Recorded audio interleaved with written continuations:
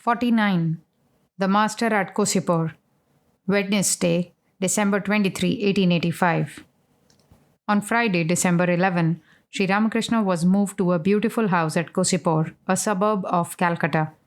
The house was situated in a garden covering about 5 acres of land and abounding in fruit trees and flowering plants. Here the final curtain fell on the Master's life. At Cossipore, he set himself with redoubled energy to the completion of the work of spiritual ministration he had begun long before at Dakshineshwar. Realizing that the end of his physical life was approaching, he gave away his spiritual treasures without stint to one and all. He was like one of those fruit sellers who bring their fruit to the marketplace, bargain at first about the prices, but then towards sunset, when the market is about to close, give away the fruit indiscriminately. Here his disciples saw the greatest manifestation of his spiritual powers. Here they saw the fulfillment of his prophecies about his own end. I shall make the whole thing public before I go. When people in large numbers come to know and whisper about the greatness of this body, then the mother will take it back. The devotees will be sifted into inner and outer circles toward the end. And so on. Here he predicted that a band of young disciples, with Narendranath as their leader, would in due course renounce the world and devote themselves to the realization of God and the service of humanity. The main building at Cossipore had 2 stories, with 3 rooms below and 2 above. The Master occupied the central hall of the upper story. A small room to the left was used at night by his attendants. To the right of the hall was an open balcony where Sri Ramakrishna sometimes sat or walked. On the ground floor, a hall just below the Master's and a small room to the right of it were used by the devotees, and a small room to the extreme left was occupied by the Holy Mother. In the garden compound were some outbuildings, 2 reservoirs, and pleasant walks. Sri Ramakrishna breathed more freely in the open air of the new place. Almost all the devotees had gathered by this time. They had started coming to him in 1881. By the end of 1884, Sarat and Sashi had become known to the Master, and since their college examinations in the middle of 1885, they had been visiting him almost daily. Girish Ghosh had first met the Master in September 1884 at the Star Theatre. Since the beginning of the following December, he had been a constant visitor, and it was during the latter part of December 1884 that Sarada Prasanna first visited the Master at the Dakshineshwar temple. Subodh and Kshirod first visited him in August 1885. The young devotees had taken up their quarters at the garden house to tend Sri Ramakrishna, although many of them visited their own homes every now and then. The householders came to see the Master almost every day, and some of them occasionally spent the night. On the morning of December 23, Sri Ramakrishna gave unrestrained expression to his love for the devotees. He said to Niranjan, "You are my father, I shall sit on your lap." Touching Kalipada's chest, he said, "May your inner spirit be awakened." He stroked Kalipada's chin affectionately and said, "Whoever has sincerely called on God or performed his daily religious devotions will certainly come here." In the morning, 2 ladies received his special blessing. In a state of samadhi, he touched their hearts with his feet. They shed tears of joy. One of them said to him, weeping, "You are so kind." His love this day really broke all bounds. He wanted to bless Gopal of Sinthi and said to a devotee, "Bring Gopal here." It was evening. Sri Ramakrishna was absorbed in contemplation of the Mother of the Universe. After a while, he began to talk very softly with some of the devotees. Kali, Chunilal, M, Navagopal, Sashi, Niranjan, and a few others were present. Master to M, "Buy a stool for me. What will it cost?" M, "Between 2 and 3 rupees. Master, "If a small wooden seat costs only 12 annas, why should you have to pay so much for a stool?" M, "Perhaps it won't cost so much." Master, "Tomorrow is Thursday. The latter part of the afternoon is inauspicious. Can't you come before 3 o'clock? M, "Yes, sir, I shall." Master, "Well, can you tell how long it will take me to recover from this illness?" M, "It has been aggravated a little and will take some days." Master, "How long?" M, "Perhaps 5 to 6 months." Hearing this, Sri Ramakrishna became impatient like a child and said, "So long? What do you mean?" M. I mean, sir, for complete recovery. Master. Oh, that. I'm relieved. Can you explain one thing? How is it that, in spite of all these visions, all this ecstasy and samadhi, I am so ill? M. Your suffering is no doubt great, but it has a deep meaning. Master. What is it? M. A change is coming over your mind. It is being directed toward the formless aspect of God. Even your ego of knowledge is vanishing. Master.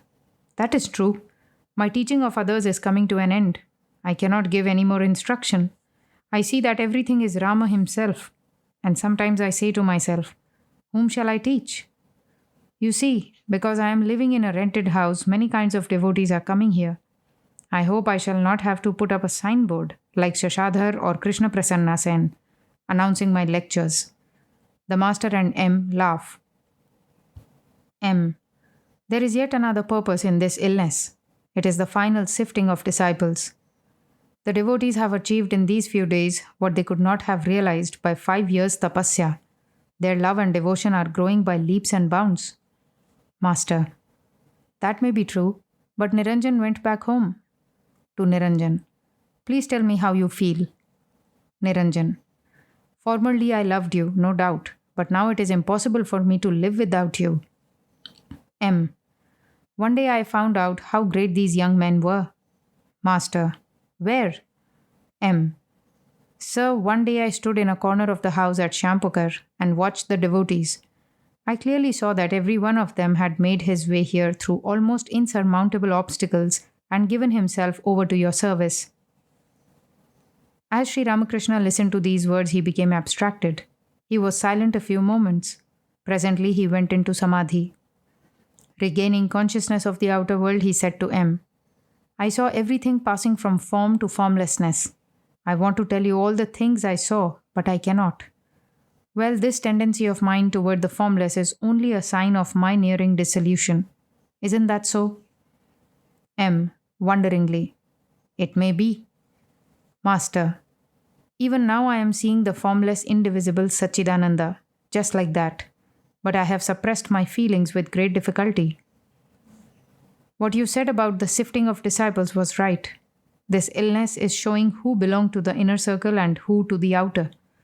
Those who are living here, renouncing the world, belong to the inner circle, and those who pay occasional visits and ask, How are you, sir?, belong to the outer circle. Didn't you notice Bhavanath? The other day he came to Shampukar dressed as a bridegroom and asked me, How are you? I haven't seen him since. I show him love for Narendra's sake, but he is not in my thought anymore. To M. When God assumes a human body for the sake of his devotees, many of his devotees accompany him to this earth. Some of them belong to the inner circle, some to the outer circle, and some become the suppliers of his physical needs. I experienced one of my first ecstasies when I was 10 or 11 years old, as I was going through a meadow to the shrine of Vishalakshi. What a vision! I became completely unconscious of the outer world. I was 22 or 23 when the Divine Mother one day asked me in the Kali temple, Do you want to be Akshara? I didn't know what the word meant. I asked Haladari about it. He said, Kshara means Jiva, living being. Akshara means Paramatman, the Supreme Soul. At the hour of the evening worship in the Kali temple, I would climb to the roof of the kuti and cry out, O devotees, where are you all? Come to me soon. I shall die of the company of the worldly people. I told all this to the Englishmen. They said it was all an illusion of my mind. Perhaps it is, I said to myself, and became calm. But now it is all coming true. The devotees are coming. The Divine Mother also showed me in a vision the 5 suppliers of my needs. First, Mathur Babu, and second, Sambhu Malik, whom I had not then met. I had a vision of a fair-skinned man with a cap on his head. Many days later, when I first met Sambhu, I recalled that vision. I realized that it was he whom I had seen in that ecstatic state. I haven't yet found out the 3 other suppliers of my wants, but they were all of a fair complexion.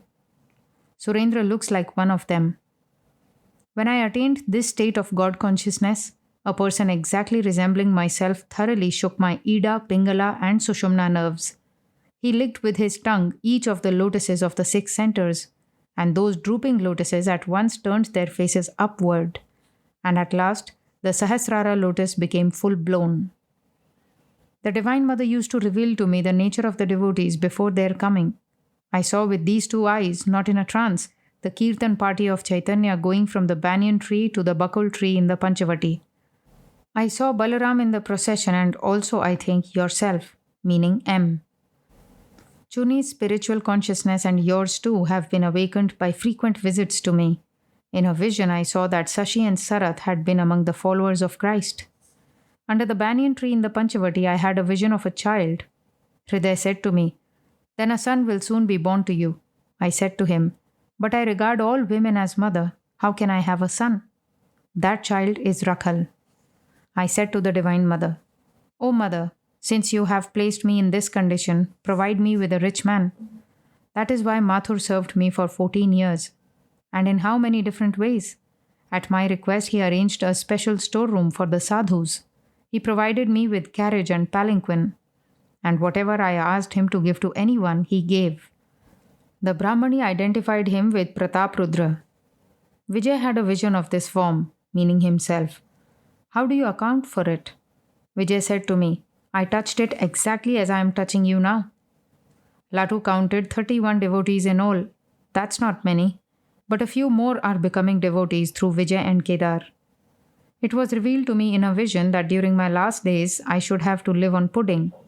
During my present illness, my wife was one day feeding me with pudding. I burst into tears and said, "Is this my living on pudding near the end, and so painfully?" Monday, January 4, 1886. It was the 14th day of the dark fortnight of the moon. At 4 o'clock in the afternoon, Sri Ramakrishna was sitting in his room. He told M that Ram Chatterjee had come from the Kali temple at Dakshineshwar to inquire about his health. He asked M whether it was now very cold at the temple garden. Narendra arrived. Now and then the master looked at him and smiled. It appeared to M that day the master's love for his beloved disciple was boundless. He indicated to M by a sign that Narendra had wept. Then he remained quiet. Again he indicated that Narendra had cried all the way from home. No one spoke. Narendra broke the silence. "Narendra, I have been thinking of going there today." "Master, where?" "Narendra, to Dakshineshwar. I intend to light a fire under the bale tree and meditate." "Master, no, the authorities of the powder magazine will not allow it. The Panchavati is a nice place. Many sadhus have practiced japa and meditation there, but it is very cold there. The place is dark too." Again for a few moments all sat in silence. Master to Narendra, smiling, "Won't you continue your studies?" "I shall feel greatly relieved if I find a medicine that will make me forget all I have studied." The elder Gopal, who was also in the room, said, "I shall accompany Narendra." Kalipada Ghosh had brought a box of grapes for Sri Ramakrishna. It lay beside the master. The master gave Narendra a few and poured the rest on the floor for the devotees to pick up. It was evening. Narendra was sitting in a room downstairs. He was smoking and describing to M the yearning of his soul. No one else was with them. Narendra, "I was meditating here last Saturday when suddenly I felt a peculiar sensation in my heart." M. It was the awakening of the Kundalini. Narendra, "Probably it was. I clearly perceived the Ida and the Pingala nerves. I asked Hazra to feel my chest. Yesterday I saw him, meaning the master, upstairs and told him about it. I said to him, 'All the others have had their realization. Please give me some. All have succeeded. Shall I alone remain unsatisfied?' M. What did he say to you?" Narendra, "He said, 'Why don't you settle your family affairs first and then come to me? You will get everything. What do you want?' I replied, 'It is my desire to remain absorbed in samadhi continually for 3 or 4 days, only once in a while coming down to the sense plane to eat a little food.' Thereupon he said to me, 'You are a very small-minded person. There is a state higher even than that. All that exists art thou. It is you who sing that song.'" M. Yes, he always says that after coming down from samadhi, one sees that it is God himself who has become the universe, the living beings, and all that exists. The Ishvara Kotis alone can attain that state. An ordinary man can at the most attain Samadhi, but he cannot come down from that state. Narendra. He, the master, said, "Settle your family affairs and then come to me. You will attain a state higher than Samadhi." I went home this morning. My people scolded me, saying, "Why do you wander about like a vagabond? Your law examination is near at hand and you are not paying any attention to your studies. You wander about aimlessly." M. Did your mother say anything? Narendra. No, she was very eager to feed me. She gave me venison. I ate a little, though I didn't feel like eating meat. M. And then? Narendra. I went to my study at my grandmother's. As I tried to read, I was seized with a great fear, as if studying were a terrible thing. My heart struggled within me. I burst into tears. I never wept so bitterly in my life. I left my books and ran away. I ran along the streets. My shoes slipped from my feet. I didn't know where. I ran past a haystack and got hay all over me. I kept on running along the road to Cossipore. Narendra remained silent a few minutes and then resumed. Narendra. Since reading the Vivek Chudamani, I have felt very much depressed. In it, Shankaracharya says that only through great tapasya and good fortune does one acquire these three things: a human birth, the desire for liberation, and refuge with a great soul. I said to myself, I have surely gained all these three. As a result of great tapasya, I have been born a human being. Through great tapasya again, I have the desire for liberation. And through great tapasya, I have secured the companionship of such a great soul. M. Ah. Narendra. I have no more taste for the world. I do not relish the company of those who live in the world, of course with the exception of one or two devotees. Narendra became silent again. A fire of intense renunciation was burning within him. His soul was restless for the vision of God. He resumed the conversation. Narendra to M. You have found peace, but my soul is restless. You are blessed indeed. M did not reply, but sat in silence. He said to himself, Sri Ramakrishna said that one must pant and pine for God. Only then may one have the vision of him. Immediately after dusk, M went upstairs. He found Sri Ramakrishna asleep. It was about 9 o'clock in the evening. Niranjan and Sashi were sitting near the master. He was awake. Every now and then he talked of Narendra. Master, how wonderful Narendra's state of mind is. You see, this very Narendra did not believe in the forms of God. And now you see how his soul is panting for God. You know that story of the man who asked his guru how God could be realized? The guru said to him, Come with me. I shall show you how one can realize God. Saying this, he took the disciple to a lake and held his head under the water. After a short time, he released the disciple and asked him, How did you feel? I was dying for a breath of air, said the disciple.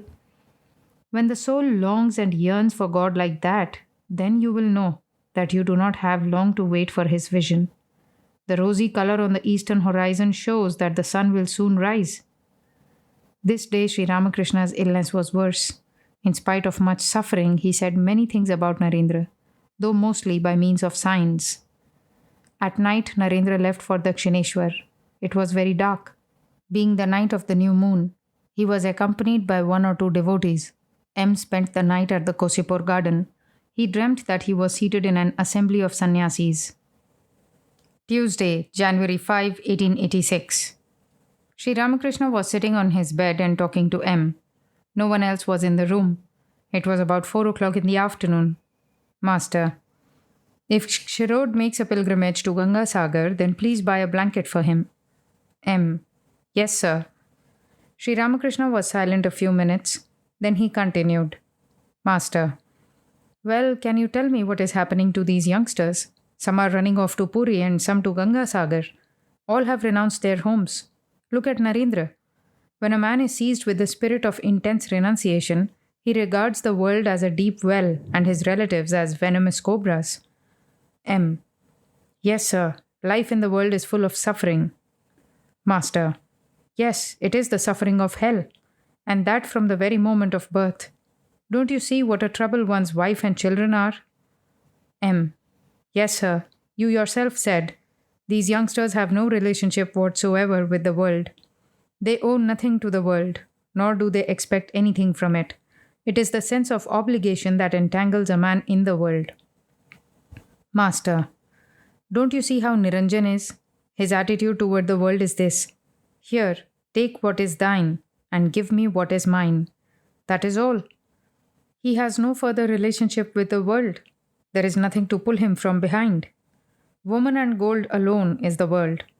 Don't you see that if you have money, you want to lay it by? M burst out laughing. Sri Ramakrishna also laughed. M. One thinks a great deal before taking the money out. Both laugh. But once you said at Dakshineshwar that it is quite different if one is able to live in the world free from the three gunas. Master. Yes, like a child. M.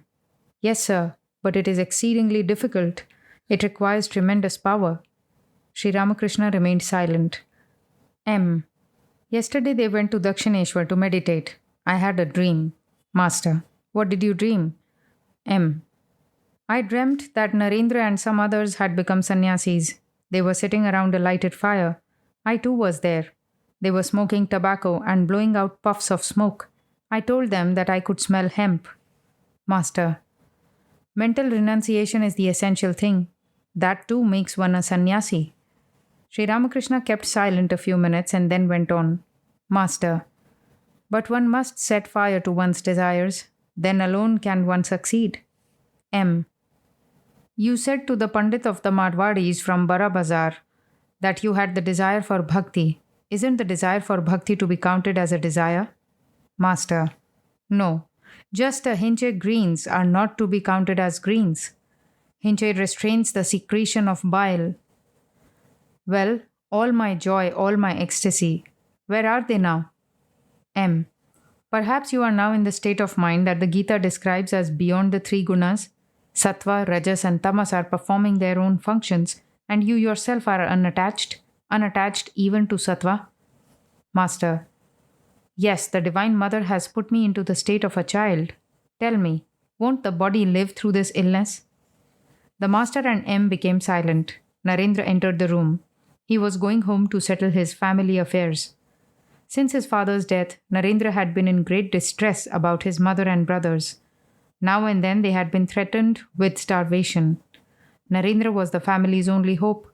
They expected him to earn money and feed them. But Narendra could not appear for his law examination. He was passing through a state of intense renunciation. He was going to Calcutta that day to make some provision for the family. A friend had agreed to lend him 100 rupees. That would take care of the family for 3 months. Narendra. I am going home. To M. I shall visit Mahimacharan on the way. Will you come with me? M did not want to go. Looking at M, Sri Ramakrishna asked Narendra. Why? Narendra. I am going that way, so I shall stop at Mahima's place and have a chat with him. Sri Ramakrishna looked at Narendra intently. Narendra. A friend who comes here said he would lend me 100 rupees. That will take care of the family for 3 months. I am going home to make that arrangement. Sri Ramakrishna remained silent and looked at M. M to Narendra. No, you go ahead. I shall go later. Thursday, March 11, 1886. It was 8 o'clock in the evening. Sri Ramakrishna was in the big hall on the second floor. Narendra, Sashi, M, Sarat and the elder Gopal were in the room. Sri Ramakrishna was lying down. Sarat stood by his bed and fanned him. The master was speaking about his illness. Master.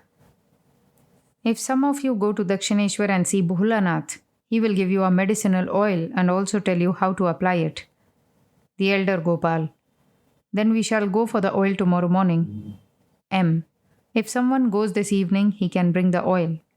Sashi. I can go. Master, pointing to Sarat. He may go. After a time, Sarat set out for Dakshineshwar to get the oil from Bholanath.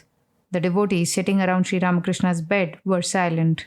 Suddenly the master sat up. He spoke to Narendranath. Master. Brahman is without taint. The three gunas are in Brahman, but it is itself untainted by them. You may find both good and bad smells in the air, but the air itself is unaffected. Shankaracharya was going along a street in Banaras. An outcast carrying a load of meat suddenly touched him. What? Said Shankara. You have touched me. Revered sir, said the outcast, I have not touched you, nor have you touched me. The Atman is above all contamination, and you are that pure Atman. Of Brahman and Maya, the Jnani rejects Maya. Maya is like a veil. You see, I hold this towel between you and the lamp. You no longer see the light of the lamp. Sri Ramakrishna put the towel between himself and the devotees. Master, now you cannot see my face anymore. As Ramprasad said, raise the curtain and behold. The Bhakta, however, does not ignore Maya. He worships Mahamaya. Taking refuge in her, he says, O Mother, please stand aside from my path. Only if you step out of my way shall I have the knowledge of Brahman. The Jnanis explain away all three states, waking, dream, and deep sleep. But the Bhaktas accept them all. As long as there is the ego, everything else exists. So long as the I exists, the Bhakta sees that it is God who has become Maya, the universe, the living beings, and the 24 cosmic principles. Narendra and the other devotees sat silently listening. Master, but the theory of Maya is dry. To Narendra, repeat what I said. Narendra, Maya is dry. Sri Ramakrishna affectionately stroked Narendra's face and hands and said, Your face and hands show that you are a bhakta, but the jnani has different features. They are dry. Even after attaining jnana, the jnani can live in the world, retaining vidya maya, that is to say, bhakti, compassion, renunciation, and such virtues. This serves him two purposes. First, the teaching of men, and second, the enjoyment of divine bliss. If a jnani remains silent, merged in samadhi, then men's hearts will not be illumined. Therefore, Shankaracharya kept the ego of knowledge. And further, a jnani lives as a devotee in the company of bhaktas in order to enjoy and drink deep of the bliss of God. The ego of knowledge and the ego of devotion can do no harm. It is the wicked I that is harmful. After realizing God, a man becomes like a child. There is no harm in the ego of a child. It is like the reflection of a face in a mirror. The reflection cannot call names. Or it is like a burnt rope, which appears to be a rope but disappears at the slightest puff. The ego that has been burnt in the fire of knowledge cannot injure anybody. It is an ego only in name. Returning to the relative plane after reaching the absolute is like coming back to this shore of a river after going to the other side. Such a return to the relative plane is for the teaching of men and for enjoyment. Participation in the divine sport of the world. Sri Ramakrishna was talking in a very low voice. Addressing the devotees, he said, The body is so ill, but the mind is free from avidya maya. Let me tell you, there is no thought in my mind of Ramlal or home or wife. But I have been worrying about Purna, the Kayasth boy. I am not in the least anxious about the others. It is God alone who has kept this Vidya Maya in me, for the good of men, for the welfare of the devotees. But if one retains Vidya Maya, one comes back to this world. The avatars keep this Vidya Maya. So long as a man has even the slightest desire, he must be born again and again. When he gets rid of all desires, then he is liberated. But the bhaktas do not seek liberation. If a person dies in Banaras, he attains liberation. He is not born again. Liberation is the goal of the jnanis. Narendra. The other day we went to visit Mahimacharan. Master smiling. Well? Narendra. I have never before met such a dry jnani. Master smiling. What was the matter? Narendra. He asked us to sing. Gangadhar sang. Radha is restored to life by hearing her Krishna's name. She looks about. In front of her, she sees a tamala tree. On hearing this song, Mahimacharan said, Why such songs here? I don't care for love and all that nonsense. Besides, I live here with my wife and children. Why all these songs here? Master to M. Do you see how afraid he is? Sunday, March 14, 1886. Sri Ramakrishna sat facing the north in the large room upstairs. It was evening. He was very ill. Narendra and Rakhal were gently massaging his feet. M sat nearby. The master, by a sign, asked him too to stroke his feet. M obeyed. The previous Sunday, the devotees had observed Sri Ramakrishna's birthday with worship and prayer. His birthday the year before had been observed at Dakshineshwar with great pomp. But this year, on account of his illness, the devotees were very sad and there was no festivity at all. The Holy Mother busied herself day and night in the Master's service. Among the young disciples, Narendra, Rakhal, Niranjan, Sarat, Sashi, Baburam, Jogin, Latu, and Kali had been staying with him at the garden house. The older devotees visited him daily, and some of them occasionally spent the night there. That day, Sri Ramakrishna was feeling very ill. At midnight, the moonlight flooded the garden, but it could wake no response in the devotees' hearts. They were drowned in a sea of grief. They felt that they were living in a beautiful city besieged by a hostile army. Perfect silence reigned everywhere. Nature was still, except for the gentle rustling of the leaves at the touch of the south wind. Sri Ramakrishna lay awake. One or two devotees sat near him in silence. At times he seemed to doze. M was seated by his side. Sri Ramakrishna asked him by a sign to come nearer. The sight of his suffering was unbearable. In a very soft voice and with great difficulty he said to M, "I have gone on suffering so much for fear of making you all weep. But if you all say, 'Oh, there is so much suffering, let the body die,' then I may give up the body." These words pierced the devotees' hearts, and he who was their father, mother, and protector had uttered these words. What could they say? All sat in silence. Some thought, is this another crucifixion, the sacrifice of the body for the sake of the devotees? It was the dead of the night. Sri Ramakrishna's illness was taking a turn for the worse. The devotees wondered what was to be done. One of them left for Calcutta. That very night, Girish came to the garden house with two physicians, Upendra and Navagopal. The devotee sat near the master. He felt a little better and said to them, "The illness is of the body. That is as it should be. I see that the body is made of the 5 elements." Turning to Girish, he said, "I am seeing many forms of God. Among them I find this one also," meaning his own form. Monday, March 15, 1886. About 7 o'clock in the morning, Sri Ramakrishna felt a little better. He talked to the devotees, sometimes in a whisper, sometimes by signs. Narendra, Rakhal, Latu, M, Gopal of Sinti, and others were in the room. They sat speechless and looked grave, thinking of the Master's suffering of the previous night. Master to the devotees, "Do you know what I see right now? I see that it is God Himself who has become all this. It seems to me that men and other living beings are made of leather, and that it is God Himself who, dwelling inside these leather cases, moves the hands, the feet, the heads.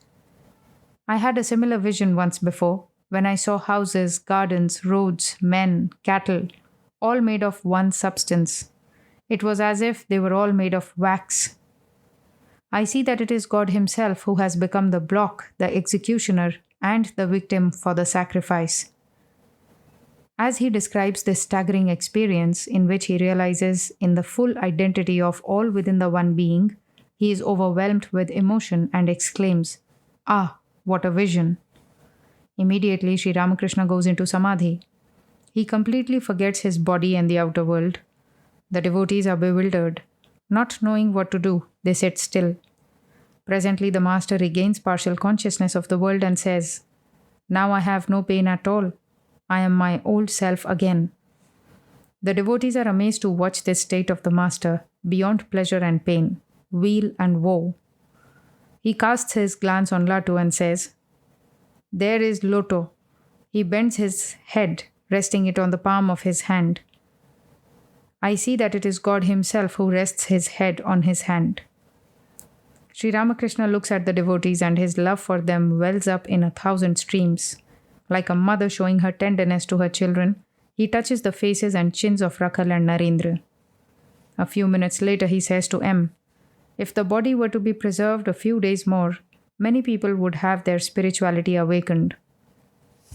He pauses a few minutes. "But this is not to be. This time the body will not be preserved." The devotees eagerly await the Master's next words. "Such is not the will of God. This time the body will not be preserved, lest, finding me guileless and foolish, people should take advantage of me, and lest I, guileless and foolish as I am, should give away everything to everybody. In this Kali Yoga, you see, people are averse to meditation and japa. Rakhal, tenderly, please speak to God that He may preserve your body some time more. Master, that depends on God's will. Narendra, your will and God's will have become one. Sri Ramakrishna remains silent. He appears to be thinking about something. Master, to Narendra, Rakhal, and the others. And nothing will happen if I speak to God. Now I see that I and the mother have become one. For fear of her sister-in-law, Radha said to Krishna, "Please dwell in my heart." But when later on she became very eager for a vision of Krishna, so eager that her heart pined and panted for her beloved, he would not come out. Rakhal, in a low voice to the devotees. He is referring to God's incarnation as Gauranga. The devotees sit silently in the room. Sri Ramakrishna looks at them tenderly.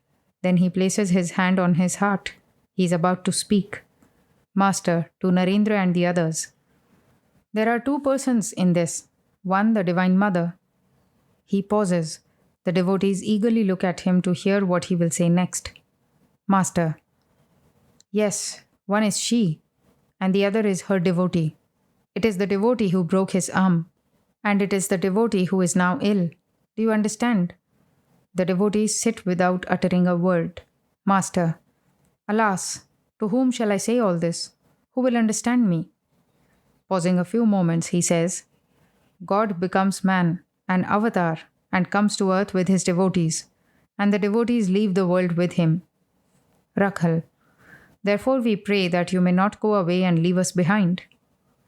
Sri Ramakrishna smiles and says, a band of minstrels suddenly appears, dances, and sings, and it departs in the same sudden manner. They come and they return, but none recognizes them. The master and the devotees smile. After a few minutes, he says, suffering is inevitable when one assumes a human body. Every now and then I say to myself, may I not have to come back to earth again. But there is something else. After enjoying sumptuous feasts outside, one does not relish cheap home cooking. Besides, this assuming of a human body is for the sake of the devotees. Sri Ramakrishna looks at Narendra very tenderly. Master, to Narendra. An outcast was carrying a load of meat. Shankaracharya, after bathing in the Ganges, was passing by. Suddenly the outcast touched him. Shankara said sharply, What, you touched me? Revered sir, he replied, I have not touched you, nor have you touched me. Reason with me. Are you the body, the mind, or the buddhi? Analyze what you are. You are the pure Atman, unattached and free, unaffected by the three gunas, sattva, rajas, and tamas. Do you know what Brahman is like? It is like air. Good and bad smells are carried by the air, but the air itself is unaffected. Narendra. Yes, sir. Master. He is beyond the gunas and maya, beyond both the maya of knowledge and the maya of ignorance. Woman and gold is the maya of ignorance.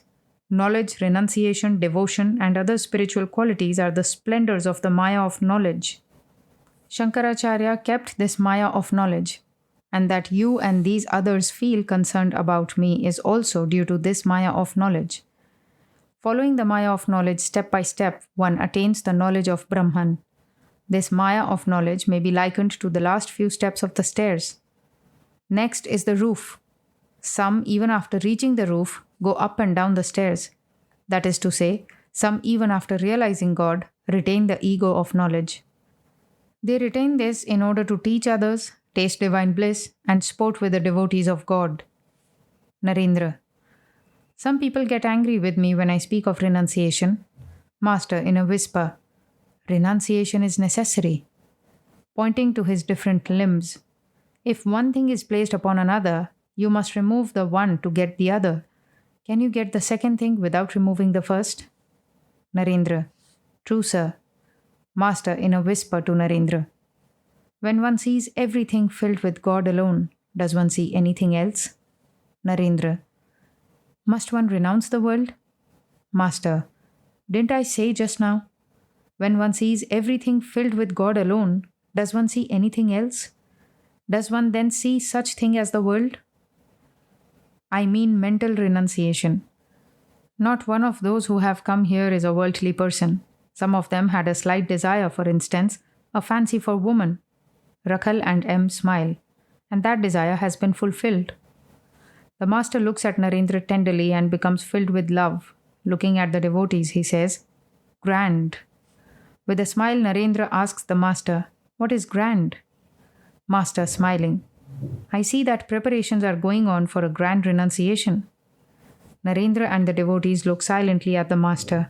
Rakhal resumes the conversation. Rakhal, smiling to the master, "Narendra is now beginning to understand you rather well." Sri Ramakrishna laughs and says, "Yes, that is so. I see that many others too are beginning to understand." To M, "Isn't that so?" M, "Yes, sir." Sri Ramakrishna turns his eyes to Narendra and M and by a sign of his finger draws the attention of the devotees to them. He first points out Narendra and then M. Rakhal understands the master's hint and says to him with a smile, "Don't you mean that Narendra has the attitude of a hero, and he, meaning M, that of a handmaid of God?" Sri Ramakrishna laughs. Narendra, smiling to Rakhal, "He, meaning M, doesn't talk much and is bashful. Is that why you say he is a handmaid of God?" Master, smiling to Narendra, "Well, what do you think of me?" Narendra, "You are a hero, a handmaid of God, and everything else." These words fill Sri Ramakrishna with divine emotion. He places his hand on his heart and is about to say something. He says to Narendra and the other devotees, "I see that all things, everything that exists, have come from this." He asks Narendra by a sign, "What did you understand?" Narendra, "All created objects have come from you." The master's face beams with joy. He says to Rakhal, "Did you hear what he said?" Sri Ramakrishna asks Narendra to sing. Narendra intones a hymn. His mind is full of renunciation. He sings, "Unsteady is water on the lotus petal, just as unsteady is the life of man. One moment with the sadhu is the boat that takes one across the ocean of this world." Narendra has hardly finished one or two lines when Sri Ramakrishna says to him by a sign, "What are you singing? That is a very insignificant attitude, a very commonplace thing." Now Narendra sings about the love of Krishna, impersonating one of his handmaids. "How strange, O friend, are the rules of life and death. The youth of Braja has fled away, and this poor maid of Braja soon will die. Madhava is in love with other maids, more beautiful than I. Alas, he has forgotten the milkman's artless daughter. Who would ever have guessed, dear friend, that he, a lover so tender, so divine, could be a beggar simply for outward charm? I was a fool not to have seen it before, but carried away by his beauty, I yearned alone to hold his 2 feet to my breast. Now I shall drown myself in the Jamuna stream, or take a draught of poison, friend, or I shall bind a creeper round my neck, or hang myself from a young tamala tree, or failing all of these, destroy my wretched self by chanting Krishna's name." Sri Ramakrishna and the devotees are greatly moved by the song. The master and Rakhal shed tears of love. Narendra is intoxicated with the love of the gopis of Braja for their sweetheart, Sri Krishna, and sings, "O Krishna, beloved, you are mine. What shall I say to you, O Lord? What shall I ever say to you? Only a woman am I, and never fortune's favorite. I do not know what to say. You are the mirror for the hand, and you are the flower for the hair. O friend, I shall make a flower of you, and wear you in my hair. Under my braids I shall hide you, friend. No one will see you there. You are the betel leaf for the lips, the sweet collyrium for the eyes. O friend, with you I shall stain my lips, with you I shall paint my eyes. You are the sandal paste for the body, you are the necklace for the neck. I shall anoint myself with you, my fragrant sandal paste, and soothe my body and my soul. I shall wear you, my lovely necklace, here about my neck, and you will lie upon my bosom, close to my throbbing heart. You are the treasure in my body, you are the dweller in my house. You are to me, O Lord, what wings are to the flying bird, what water is to the fish.